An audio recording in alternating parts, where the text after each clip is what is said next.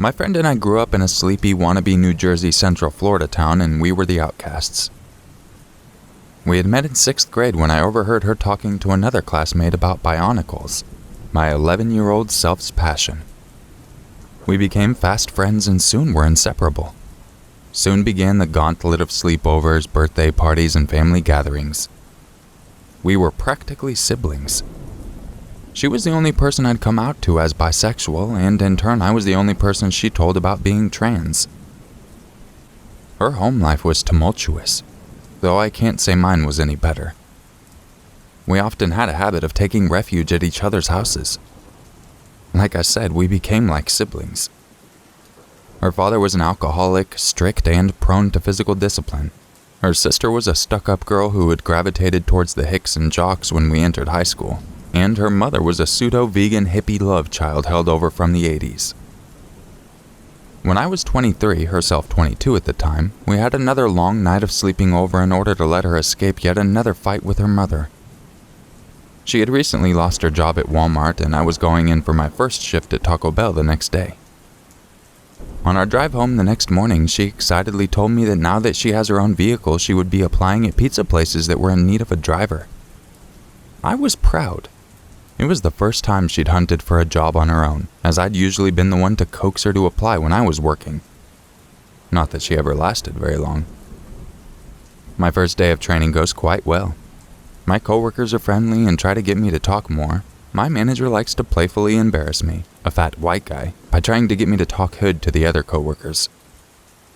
Being a training day, it wasn't a very long shift, but I had been up early in anticipation as this had been my first day on a job in a few months.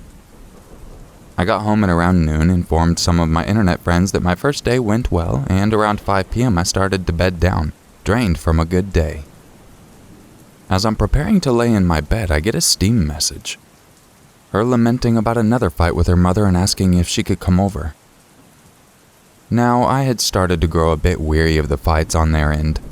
I had begun to repair my relationship with my family and a few friends, and I had given her advice many times on how to better approach things. In my infinite wisdom and eagerness to sleep, I left the message on and drifted off into a slumber. Around 8 p.m., I am awakened to her bursting into my room in a panic. Having been ripped from a dream, I was groggy and disoriented. I dragged myself to my bathroom to relieve my bladder and made my way back to my room to find her rocking back and forth on my bed.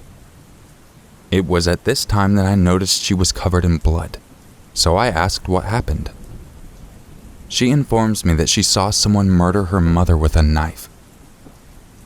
My mind goes blank. In the deepest part of my mind, alarm bells start ringing. Isn't the rocking back and forth a little overdramatic? Why didn't she call the police? But this was my best friend. I've known her for over a decade, and we're the only two people in the world we could count on.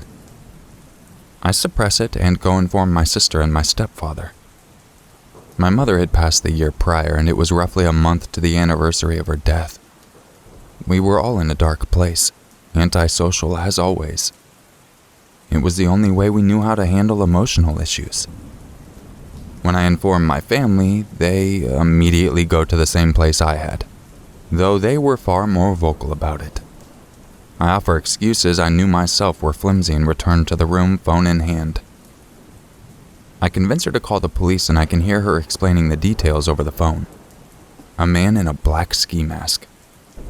When the cops arrive, she swears up and down it's most likely her father. They send cars over to check on the crime scene and take her in for a statement. I ride with her in the back of the cop car over to the sheriff's office. It gets to be around 2 a.m. Her sister was brought in, as was her father. I have to work the next morning and request to be taken home by a police officer. It takes me a while to go to sleep that morning. The next day at work, I'm quiet, until my manager asks me what had happened. I informed him, but decided to work the rest of my training shift. When I get home, my sister informs me she had confessed. Her mother threatened to kick her out for not being able to find a job, and in a rage she had taken a kitchen knife and stabbed her repeatedly. My mind froze like a bad computer, and I turned to face my monitor. I was in a Discord call at the time, and all I could weakly say is, my best friend confessed to murdering her mother before hanging up and lying on my bed. Her last trial was the 7th of this month. I don't know the results, though my grandmother tells me she took a plea deal for life in prison rather than the death penalty. Part of me wants to contest that, to demand that they take the death penalty for ridding the earth of such a peaceful and caring woman's shadow. A larger part of me is just glad she's being punished. Natalie, you are my best friend, my sister, and my platonic soulmate. But please, let's never meet again.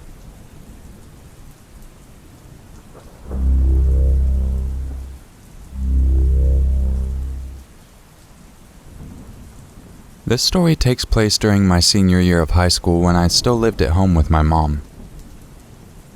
It was a Saturday, so I slept in as any teenager does, and my mom left for work early that morning, so I had spent my day at home alone. I decided to do some cleaning around the house, and when I realized we were out of paper towels, I went down to the garage to get them since that's where we kept our extra things.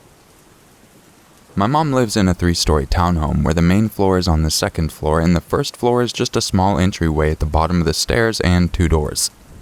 One is the front door and the other door leads to the garage. So I walked down the stairs and opened the door to the garage, going to flip on the lights, but I realized I didn't need to. The garage door was wide open and letting in a lot of daylight. Maybe to some this would be no big deal, but my mom lives in a not great part of town and is adamant about closing the garage door when she leaves. I remember feeling weird about it since it was so unusual, but chalked it up to my mom just not realizing it, or maybe something had rolled under the door so the automatic sensor kept it from closing completely and she drove away without realizing. I looked over into the dark corner of the garage where the boxes were stacked and the paper towels were stored. For some reason I couldn't get myself to walk over there and grab them. I do have a slight fear of the dark, so I figured that caused my sudden hesitation. I just stood there in the doorway and pressed the garage door button on the wall and watched it close completely. I made sure nothing blocked it from closing and waited a good 10 seconds before leaving to make sure it was shut all the way this time. I switched off the light and walked back inside and locked the door to the garage. I took maybe 2 steps up the stairs before I heard boxes tumbling, scuffling of feet, and the audible sound of someone hitting their hand against the garage door opener, and then the mechanical sound of the garage door opening. I noped it up the rest of the flight of stairs and just stood at the top step for probably 20 minutes just shaking. It wasn't until my mom got home and asked me why the garage door was left open that I went back down. Other than my mom's car now in the garage, it was completely empty except for the boxes in the corner where we stored extra things for the house. I looked and saw that the boxes were toppled over. I had to explain to my mom the situation. I'm so glad my gut told me not to go into the dark corner of my garage.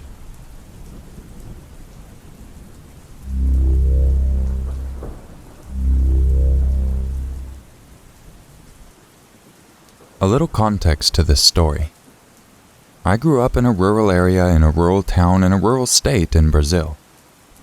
A place can't be much more isolated than that. At 17, I left town to attend college, and I would eventually come back during summer break to visit my family. I'm a female-to-male trans guy. When I left town, I was a girl, and the next time I came back, I was a man.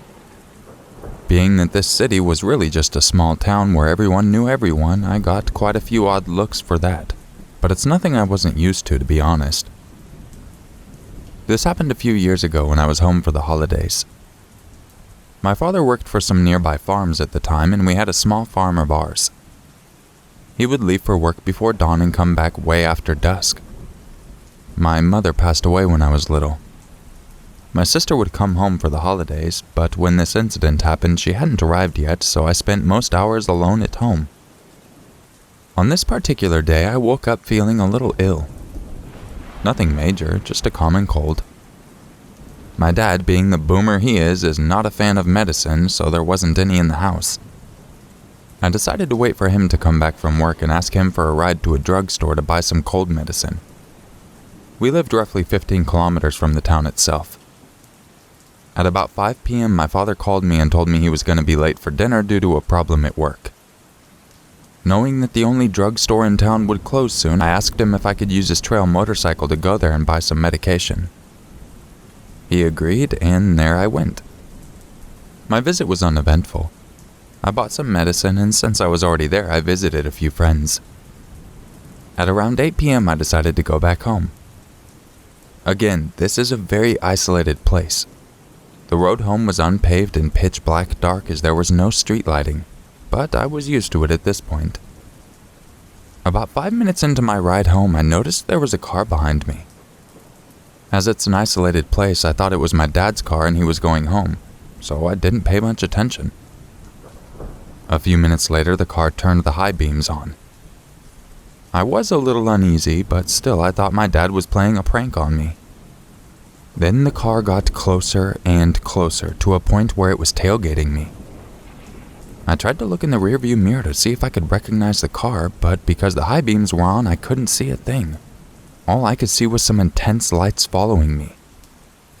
I decided it was safer to let whoever it was pass by me. I slowed down and pulled over a bit, and the car did the exact same thing. This is when I realized there was something seriously wrong. I accelerated as hard as I could and the car followed me. This is when someone in the passenger seat of the car rolled down the window and screamed, "Hey dude, I think we should have a little talk." Nopety nope. I knew better than that. To throw them off, I used a small gap between the fences of our family's property. It was enough for my motorcycle to go by, but not a car. I passed through and the car had no option other than to stop outside.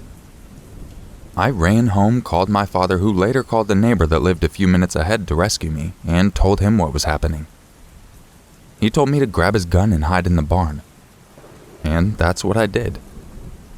At the barn, I had a good view of the car because the lights on the front porch of the house were faintly illuminating it. There I saw a gray hatchback that I had never seen before.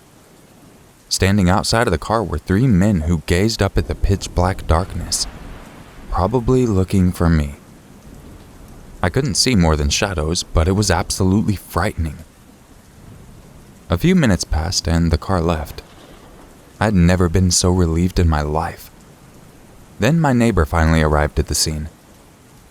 I described what had happened to him, and he told me that a son of a nearby farmer had some trouble with gang members because of drug money.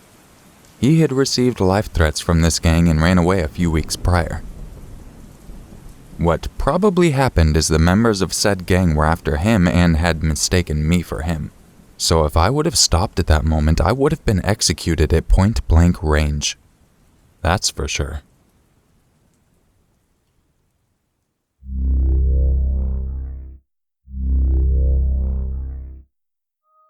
If you enjoyed this video, don't forget to leave a like, subscribe, share it, all that good stuff. And if you want to help support what I do, debate on becoming a channel member or even a patron. You can become a patron for as little as $1 a month. I hope you are having a wonderful day, and I really do appreciate you taking the time to listen to this video. And I will catch you in the next one. And just remember, it's always scarier if it's true. Bad bye.